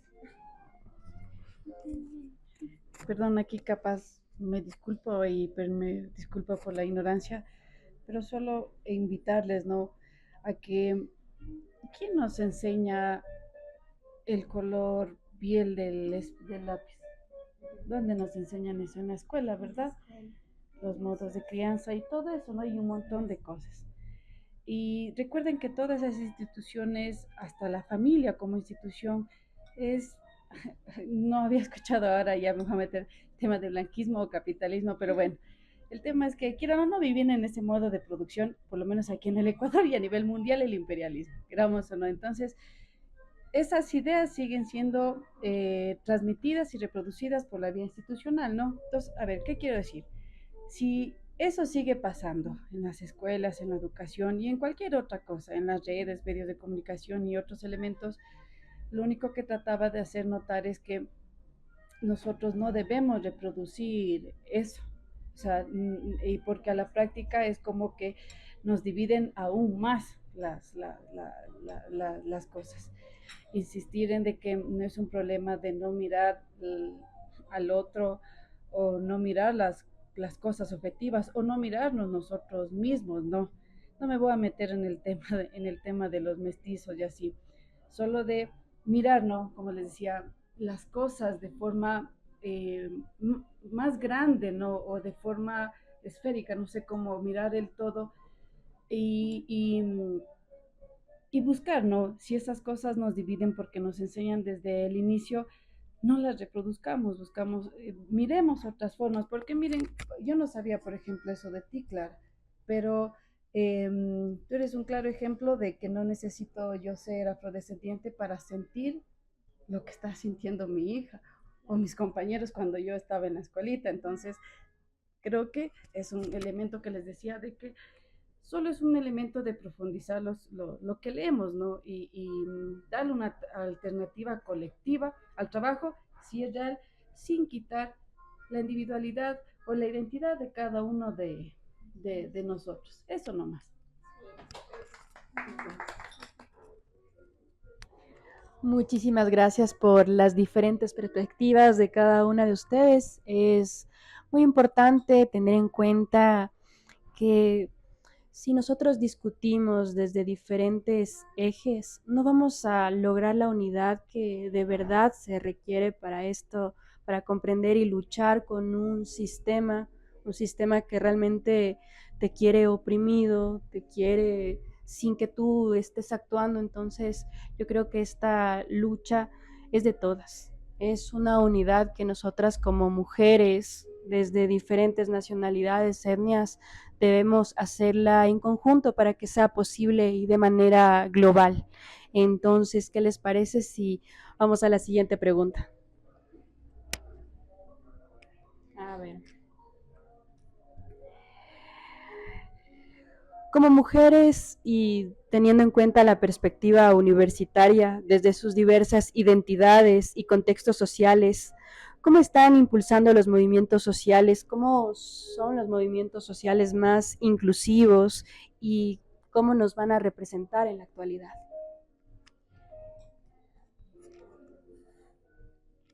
Yo voy a salir como la negativa de aquí, pero es que no quiero ser negativa, pero en el momento en el que hablamos de inclusión estamos hablando de segregación, porque nosotros incluimos lo que es el otro y no somos el otro. O sea, y aquí tal vez la compa que parece que ya no está, pero la compa indígena cuando lo dijo, cuando la compa lo dijo, esta noción de nosotras tenemos otras realidades, nosotras vivimos otras realidades y ahí viene el hecho de la equidad. Si es que nosotros no entendemos esas otras realidades, vamos a pensar que tenemos que incluirlas. Y no tenemos que incluirlas porque este espacio también es mío. O sea, y mis ancestras se sacaron la batimadre para que yo pueda estar sentada aquí, al igual que sus ancestras. Entonces, y tal vez yo siempre estoy como haciéndole hincapié a la forma en la que hablamos y las palabras que utilizamos, porque de aquí sale lo que le vamos a decir a nuestros guaguas. Entonces, cuando tú llegas y le dices a un niño, a una niña afrodescendiente, y hablo de los afrodescendientes porque soy una mujer afrodescendiente, y tú le dices te voy a incluir, tú ya le estás diciendo que es algo que está allá y que tú lo estás trayendo de favor para que entre. Ahora sí, ¿cuál era el meollo de la pregunta? Vamos. ¿Cómo las mujeres universitarias, desde sus diversas identidades y contextos sociales, están impulsando los movimientos sociales para que sean más inclusivos y representativos en la actualidad? Los movimientos sociales son creados y paridos por las mujeres, ya lo dije. Entonces, nacen de estas necesidades, ¿no? Como de ver a nuestras compañeras sin comer, a nuestras compañeras luchando por las vidas de sus hijas, de sus hijos, a nuestras compañeras luchando por sus padres, por sus madres. Entonces siempre estamos buscando la colectividad, por eso es que hay tanto este meme de hay un grupo de 3 amigas y donde veamos, no siempre, porque no todas somos iguales, pero siempre hay un grupo de amigas. Y es porque nosotros necesitamos colectivizarnos para poder ser nosotras mismas. En un mundo de guerra, el poder ser fragilidad con otras personas que sean nuestras semejantes nos ayuda como a entendernos en comunidad. Entonces, ya hablando más como de lo técnico, dentro de las comunidades afrodescendientes se ha venido trabajando ya desde hace algún tiempo lo que es la etnoeducación a full. Y ahora estamos intentando hacer otro tipo de trabajos, ¿no? O sea, la etnoeducación, hay trincheras. Hay personas que están trabajando para que la etnoeducación esté presente al 100% dentro de las escuelas y los colegios, dentro del régimen institucional. Y existimos personas que queremos generar escuelas comunitarias en donde se hable específicamente de etnicidad. Por mi parte, yo estoy trabajando, cuando yo entré a Flaxo hace un año, dentro del Departamento de Sociología y Género, habíamos 6 compas afrodescendientes. Y en un mundo blanco, de academia blanca, en donde tú llegas y te sientas, y esto sí es una como realidad, en el momento en el que tú te sientas, y tal vez me entienda la compa, y escuchas que la gente le pone nombre a tu vivencia, y que este conocimiento sale a las comunidades, y las personas de las comunidades no lo entienden porque es un lenguaje completamente distinto, te das cuenta que no es el hecho de llevar la vivencia a la academia, sino la academia a las vivencias. Y es el momento en el que tú te pones a pensar cómo traduzco el conocimiento. Y por eso es que existen un montón de guaguas que salen del colegio. Hay personas que terminan la universidad y no entienden cuáles son las diferencias entre la izquierda y la derecha hablando políticamente.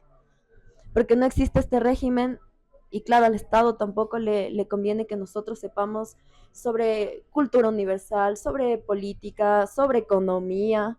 Todas estas cosas son situaciones que no se topan dentro de la institucionalidad. Entonces con estos compas y estas compas de Flaxo nos reunimos y dijimos tenemos que ser un colectivo. Y empezó siendo un colectivo de 4 chicas que nos reuníamos a hacer un montón de cosas, como ver cómo le vamos a joder a la Flaxo y cómo vamos a incomodarles a la Flaxo. Mis palabras favoritas son ennegrecer e incomodar. Entonces, y claro, generaba incomodidad que entren a la cafetería y vean después a 5 o 6 chicos afrodescendientes, chicos y chicas sentadas en un espacio blanco, en donde siempre las personas afrodescendientes o están barriendo o están sirviendo la comida. Para ellos era una cosa que les desmontaba de su papel de privilegio. Y eso es otra cosa. Dentro de los pueblos y nacionalidades no existen privilegios, existen oportunidades. Privilegios entre los mestizos y blancos, oportunidades entre los pueblos y nacionalidades porque tenemos otras realidades. Entonces, empezamos haciendo este grupo entre nosotros y después dijimos como sería bacán extendernos. Y ya tuvimos el mes negro y Voz Afro, ya no era Voz Afro Flaxo, sino ya era Voz Afro Puse. Y ahora tenemos un grupo de chicos que se está haciendo aquí Voz Afro Use. Y tenemos un grupo de chicos en la San Francisco que ya tenían su colectivo, pero este colectivo está conectado con Voz Afro. Y nosotros queremos irnos a territorio, queremos ir a trabajar en las cárceles. Entonces, la militancia y el activismo afrodescendiente específicamente, y de las mujeres también, de las mujeres afrodescendientes es otra onda, porque claro, dentro de las comunidades negras también se habla el hecho de la pertenencia al feminismo, que fue una corriente de pensamiento generada por un hombre, desde qué estamentos, que busca privilegiar a qué sectores. Entonces, las organizaciones, a donde vamos, generamos una organización. Y esta organización se comunica con otra y esta con otra. Entonces, claro, las vivencias que están pasando en el valle nos enteramos las personas de acá, de Quito, en el caso de Ismael, cosas que pasaban en Esmeraldas, él era el que traía las noticias y subíamos a Voz Afro Flaxo. Entonces, claro, esto ya era una noticia que se leía también en Quito. Entonces, eso, estamos tratando de colectivizarnos. Hay personas que hacen etnoeducación, hay otras personas que buscamos hacer educación política, negra específicamente, hay otras personas que están buscando hacer educación cultural dentro de la afrodescendencia, pero claro, todas nos reunimos al igual que aquí y empezamos a compartir como la danza, en qué momento puede ser político, qué canción le vamos a meter para que, claro, si hay 50 personas, unas 10 van a escuchar la canción. Entonces, y cuando vayamos a presentarnos, ¿quién va a decir por qué no estamos utilizando zapatos? ¿Y quién va a decir lo que significa la falda? Entonces, estamos tratando de remover todo desde todos los lugares, y puedo decir que desde el asesinato de George Floyd, dentro de América, se ha dado como una explosión de la conciencia negra, de el luchar de las personas afrodescendientes, de las mujeres afrodescendientes, que nos ha abierto. Entonces, eso, la colectividad, el reunirnos, hacer comunidad, el reunirnos, hacer conocimiento, porque también es eso, ¿no? El conocimiento de la población afrodescendiente no está escrito. Y lo que está escrito en los libros tiene un 10% de realidad. Entonces eso, como reescribir nuestra historia y hacer política. Con permiso, antes de que... Sigue. Sigue, por favor. Ya, bueno, retomando lo que les estaba mencionando, es justamente de que en un contexto histórico primero hay información global en cuanto a cómo nuestras mujeres lograron obtener, digamos, este espacio para alzar la voz. Pero sin embargo, sí pienso que es muy importante resaltar también lo nuestro, lo latinoamericano, porque tenemos una visión de la historia eurocentrista, pero el rato que nosotros estamos aprendiendo historia, nosotros como docentes en aula o como estudiantes, no se nos hace tomar en cuenta ese otro lado de la historia. Entonces, por ejemplo, hablando de a nivel global, se plantea primero que en Estados Unidos primero se organizan, a la vez que también en Europa. ¿Para qué? Porque comprendieron que las mujeres estaban siendo vulneradas en varios ámbitos, no solo en cuestión de educación, sino también en lo que es la política. Por eso se da la búsqueda de su voto. Se organizan primero dialogando, como ya venía aquí mencionando acá. Después de eso, hacen huelgas y manifestaciones. ¿Para qué? Para mostrar esa misma vulnerabilidad. No lo hacían con intención de romper los monumentos, como suelen decir, sino ya era para mostrar su inconformidad. Y ya después de eso se presentan varios acontecimientos que incluso ya la ONU para 1975 reconoce el 8 de marzo como el Día Internacional de la Mujer. Ahora en Ecuador, hablando de Ecuador, mujeres trabajadoras de la ciudad y del campo centran estas bases tomando en cuenta que se les consideraba que únicamente la capacidad les daba para traer niños al mundo, que era igual a más manos para labrar la tierra, en el caso del mestizaje, ¿no? Entonces, bastantes referentes mujeres, como lo es Tránsito Amaguaña, Dolores Cacuango, ellas hicieron que esta realidad que pasaba en ese entonces, esta vulneración, se transformara, y a partir de eso, ya con los años, se plantean varios movimientos como los feministas, las mujeres feministas, otros movimientos que son ya exclusivamente para defender y para recordar más que nada el hecho de que hay una historia, y es por eso que actualmente las mujeres podemos, digamos, gozar ante la ley supuestamente, pero se supone que podemos gozar de los mismos derechos y las mismas oportunidades. Entonces, partiendo de todo este contexto histórico, está el hecho de que se han ido rompiendo estos esquemas, y la mujer, desde que ingresó a la universidad, ya está rompiendo esta esquematización que viene durante varios años atrás, y ha demostrado que no está estancada, que no solo se le permite realizar ciertas acciones por el hecho de ser mujer, sino que puede ir mucho más allá. Ahora nosotros como profesionales, como futuras docentes, o en tu caso la sociología, y también destacando mucho tu gestión en cuanto a los afrodescendientes. Es nosotros empezando a conversar, a enseñar y a volver a enseñar, porque se nos ha enseñado de una manera, ya les digo yo, a nivel global, pero lo que ha pasado aquí se ha ignorado bastante.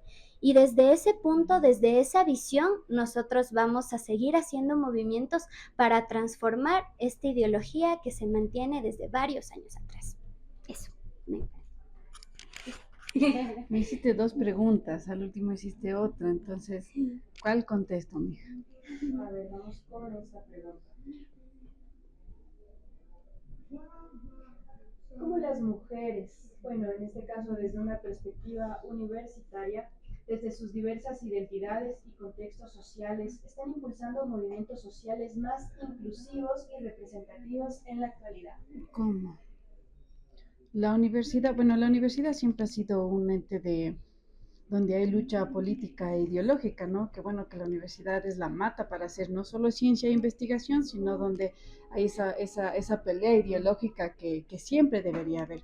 Por eso el debate que se emprenda en las universidades es muy importante. Y una de las cosas que, por ejemplo, escuchando es real lo que plantea en niveles, o sea, no digo que estés mintiendo, solo me refiero de que sí es real que una cosa es buscar, ¿no? Espacio, por ejemplo, a ver, yo te digo, desde Wambra hemos peleado porque sea libre ingreso, por ejemplo. Eso no significa de que, mejor dicho, eso significa que no solo nos den un cupo, sino que mis compañeros indígenas y diferentes culturas entremos a la universidad. Pero es real, realmente la lucha se nos ha hecho cuesta arriba y que posiblemente este desgaste hemos sufrido un desgaste y digo, hemos porque como siempre andamos en grupo, pero creo que es necesario nuevamente ver cómo retomar, si no hacemos un festival de afrodescendientes, buscar otras formas de expresión, ¿no? Que nos permita, esta vez no en las calles pelear por el libre ingreso para todos, sino nuevamente buscar otras alternativas para seguir peleando por lo que nos hace falta y posiblemente nos han desgastado y nos hemos distraído, que es el que todos tengamos el derecho, en este caso, más matrículas de indígenas, más de afrodescendientes, ¿no es cierto? Escasos recursos, bueno, y otras cosas que creo que sí nos hacen falta y es algo que debemos impulsar. Ahora creo que, ¿y por qué planteaba eso? Porque ustedes deben recordar que rápidamente, no voy a dar una clase, pero recuerden que el movimiento de la reforma universitaria en Argentina fue liberado, por cierto, por mujeres, ¿no es cierto? En los años 60 y 70 muchos estudiantes universitarios se unieron a las guerrillas y movimientos revolucionarios en países como Colombia, Nicaragua y El Salvador. México fue la misma dosis en contra de la represión del Estado. En los últimos años, Chile, por ejemplo, siempre nos decía a nosotros los ecuatorianos, vean, bacán, ustedes lograron la gratuidad de la educación y la mitad del pasaje. Ellos lo lograron, ¿cierto? Igual, liderado por gran cantidad de mujeres esa pelea en Chile. Recientemente ustedes vieron en el 2020 la legalización del aborto, que bueno, este inmenso nuevo presidente de Argentina eliminó, que hay que seguir peleando, y en el caso del Ecuador también, ¿no? Entonces, por ejemplo, el 8 de marzo están cordialmente invitados, igual va a haber la marcha que mujeres, en este caso se llama Mujeres por el Cambio, pero hay otros colectivos y en realidad marchamos por ese elemento. Y entonces, creo que la universidad debe seguir jugando ese papel, no la universidad como institución, aunque debería como institución levantar los problemas, como dice la academia, pero en este caso nos toca a nosotros, ¿no? Docentes, estudiantes, trabajadoras, me refiero a mis compañeras, les digo mis compañeras con serio, porque tratar de, o sea, no me trato de alzar o minimizar a nadie, solo es así se organizan, entonces todas en función de lo que les decía, ¿no? Pelear por un mejor mundo. Y esas creo que son las nuevas formas de visibilizar y respondiendo a tu pregunta, que no me acuerdo toda, pero esa es la idea. Marcelita. Gracias. ¿Me repites la pregunta, por favor? Es que sí es muy larga eso. Divide en 3 secciones. Como las mujeres universitarias desde sus diferentes identidades y contextos sociales están impulsando los movimientos sociales para que sean más inclusivos, representativos en la actualidad. Ahora sí, está claro. Considero que ¿Ha habido una difusión? Sí. Yo creo que y no creo, estoy segura, y hemos visto que desde por lo menos la universidad, desde otras universidades, la voz de la mujer se ha empezado a escuchar, claro que sí, y ya no lo hablamos en términos particulares, sino es a nivel general del Ecuador. Todas las universidades se han hecho escuchar desde sus movimientos y ahora con las redes sociales creo que es algo que se ha evidenciado. Ahora, tal vez yo, hablo desde mi persona, considero que este conversatorio me ha llevado a cuestionarme y aclarar dudas del por qué yo no he empezado a inmiscuirme y a tomar esa batuta. Y siento que es también por el temor de dar el primer paso, que considero que aquí Roxana nos puede dar la razón, de ser tal vez la primera de decir, y si lo doy, pero y si me sale mal, y si lo doy y no lo consigo, y eso lleva a reformular muchas cosas, de cómo la mujer y cómo dentro desde la universidad, como ya lo he dicho, se generan estos movimientos. He visto movimientos, pero creo que a raíz de todo esto y todo lo escuchado, siento que debe surgir otro movimiento más, uno en el que ya abarquemos todo, en donde se genere un cambio total de este pensamiento, y algo que tomo mucho es el de educarnos primero, porque siento que, como ya se ha dicho, nosotros por lo menos no nos educamos, o si nos educamos es por autoeducación, y creo que eso también está mal, porque a veces hasta nos educamos desde una manera errónea. Justo era mi pregunta con la que inicié yo, con lo que yo decía, ¿no? Si soy imprudente, te mencionaba, pero ¿cuál es la diferencia entre afrodescendiente y afroecuatoriano? Yo tenía mi definición, pero considero que es una definición mucho más clara y más contextualizada si viene de una persona afrodescendiente y que sobre todo entienda con su totalidad. Entonces siento que sí, hace falta más trabajar en movimientos, creo yo, desde esta postura, porque siento yo que no se ha hecho escuchar todavía la voz de todos. Siento que todavía no todos se sienten representados por varios entes, varias instituciones, varios movimientos, tal vez por ciertos rasgos partidarios, porque creo que eso también es algo que está muy presente dentro de todas estas instituciones y no hay que negarlo. Sin embargo, sí los invitaría a que tratemos de reflexionar el incluir, no el incluir, eso está mal dicho, porque en la inclusión no se trata de eso, sino el más bien iniciar sería la palabra correcta, el iniciar y el apoderarnos de estos conflictos que llevan a más bien a no generar una solución, sino yo considero que lleva más a generar esta partición de cómo podemos construir un verdadero movimiento que nos represente, que nos sintamos parte y que de cierta manera nosotros también podamos liderarlo. Entonces siento que desde ahí podría ser el punto de partida y por fin conseguir lo que nosotros creo que tanto estamos buscando, que es una reivindicación, una conmemoración y sentirnos, sobre todo nosotras, sentirnos desde esta identificación como mujer y sobre todo valorar todo lo que nosotros tenemos. Eso, sobre todo eso. Ya te lo paso. En esto de cómo podemos iniciar, yo siempre digo, nosotros no elegimos la lucha nos elige a nosotras. Y nosotras, perdón chicos, no, nosotras estamos aquí sentadas porque algo nos resonó, porque algo les resonó a las compas, dijeron, tenemos que hacer un conversatorio porque la profe resonó algo en ustedes y ustedes dijeron, ella es la persona adecuada. Entonces, el camino de la lucha no es un camino fácil, pero nosotras no la elegimos, y no la elegimos desde el momento en el que en el eco que nos hicieron, si es que les hicieron eco a nuestras mamás, les dijeron son mujeres, porque nosotros venimos de un linaje de violaciones, venimos de un linaje de afrodescendencia, venimos de un linaje de indigenismo, y cuando tú regresas a ver todo esto, es imposible quedarte callada. Entonces, yo creo que lo más complicado de la lucha es como mantenerte cuando haces lucha a viva voz y la gritas, pero de ahí todos los días lo estás haciendo. Y si en algún momento lo único que quieres es como colectivizar gente, buscas y siempre van a haber 2 o 3 locos o locas que te van a decir, estoy de acuerdo contigo, nos sentamos y lo hacemos. Entonces creo que es regresar a ver y darte cuenta, yo qué sé, voy a hablar de mi caso. La Roxana, justo cuando la profe lo dijo, la Roxana que estaba sentada en el jardín y le dijeron pinta a Cristo, y mi papá, a pesar de que es un hombre mestizo, siempre buscó. Entonces él me decía como, mira, las situaciones geográficas del lugar en donde Jesús no era blanco. Entonces yo me senté a pintarle con una pintura café y me dijeron, ese no es del color de piel. Mis compañeros se cagaban de risa. Mi profesora no supo qué hacer. Se quedó, porque yo le dije, pero es que Dios es negro. Es que Dios es negro. Bueno, yo no entendía que mi papá era comunista en ese entonces, así que quería quemar el mundo, ¿no? Pero claro, ahora yo me pongo a ver esa niña de 5 años que le valió 3 atados y se paró y le dijo a la profesora llorando, es que Dios es negro. Y yo creo en un Dios negro, soy Rastafari. Pero bueno, cuando se paró y dijo como, Dios es negro, mi papá, porque mi papá, claro, con recortes de prensa y todo, como mira Saraí. Y yo le dije, es negro.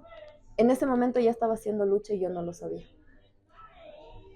En el momento en el que voy por la calle y alguien me dice cosas y salto, ya estoy luchando.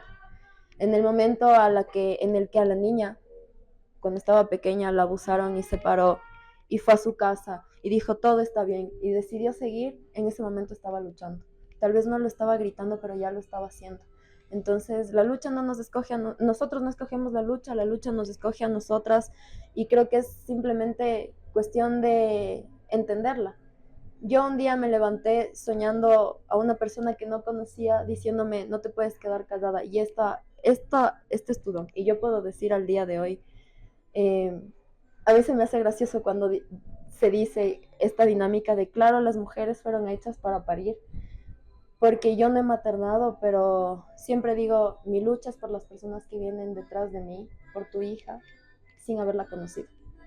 Entonces, es eso, como el empoderarte, el entenderlo y el escuchar a tus ancestras. Siempre nos están hablando, siempre. Las tuyas te hablan, las mías me hablan, las mías te hablan, y así ellas están ahí arriba, sentadas, igual tomándose algo, conversando, y después de esto tal vez hablen de otras cosas, pero nuestras ancestras están haciendo ya hicieron lo que nosotros ahora estamos haciendo. Solo es llamar a más gente loca que quiera quemar el mundo contigo. Gracias a todos ustedes por estar en este espacio de reflexión. Creo que hemos sacado varias reflexiones individuales que nos llevarán a casa a seguirlo reflexionando más, repensándolo más. Agradecer a Roxana por estar aquí, agradecer a las compañeras de la carrera, agradecer a la profe, agradecer a nuestra compañera de la comunidad también. Y gracias por ayudarnos a construir una reflexión desde diferentes aristas, desde diferentes enfoques, que es necesario comprenderlo también, porque cada una tiene su subjetividad también, y eso es importante también. Entonces, agradecerles por este espacio, esperemos volvernos a encontrar, esperemos seguir participando, tenemos proyectos grandes y queremos que se efectivicen y también queremos que sean parte de ellos. Y eso, agradecerles por estar aquí, que los ancestros nos sigan y las ancestras nos sigan bendiciendo y guiándonos en lo que debemos seguir haciendo, como dice Roxana, que me explosionó el cerebro, de que la lucha nos elige a nosotras, y pues sí, en parte la lucha que yo tengo pues me eligió a mí, ¿no? Es que yo elegí, o sí, no sé. Bueno, entonces hay que reflexionar estas cosas, más que todo porque como futuras docentes tenemos muchas cosas que desaprender en el sistema educativo, y eso también va a ayudar a que tanto niños de diferentes identidades y niñas comprendan lo que es ser parte de su yo interior, y también se curen, porque el sistema educativo sufre mucho en que las infancias quedan rotas, y que cuando vamos siendo adultos todavía seguimos con eso de que yo escucho a muchas mujeres negras adultas que dicen, yo en mi niñez recibí racismo en el sistema educativo y nadie dijo nada, nadie hizo nada. Y es momento de nosotras también hacer algo por nosotras mismas. Eso, compañeras, gracias por estar aquí nuevamente. Bri, ¿algo que nos quieras decir? Igualmente, darles las gracias Creo que estos espacios son muy necesarios para nuestra formación académica, nuestra formación política también, que es muy importante. Entonces, es una oportunidad muy chévere que se tiene que volver a repetir estos espacios a través de desde diferentes espacios como las redes sociales que muy pronto nos van a ver, y muchísimas gracias a la comisión académica, bueno, principalmente la comisión cultural y la comisión de comunicación. Entonces es un verdadero gusto haber compartido con ustedes, espero volverlas a ver en otro momento. Muchísimas gracias.